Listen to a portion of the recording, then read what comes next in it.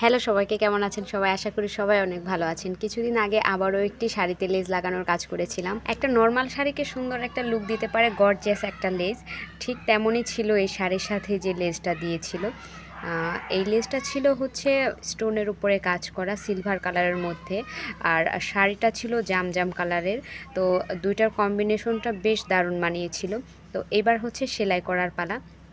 সাধারণত আমি লেজ উপরে বসিয়ে সেলাই করি, কিন্তু যে আমাকে সেলাই করতে দিয়েছিল ওর ইচ্ছা ছিল যাতে একটু ভেতরের দিকে নিয়ে সেলাই করি, সেই জন্য আর কি কাপড়টা উপরে রেখে লেজটা নিচে রেখে তারপরে সেলাই করছি। এই কাপড়গুলোকে কী নাম বলে আমার সঠিক জানা নেই, আপনারা যদি কেউ জেনে থাকেন কমেন্টে জানাতে পারেন। এই কাপড়গুলোর কোয়ালিটি ছিল, আমরা সাধারণত কোনো কাপড়ের ভিতরে যে ফলস কাপড়টা লাগাই সেই ফলস কাপড়ের মতো কোয়ালিটি, তার থেকে একটু সফট।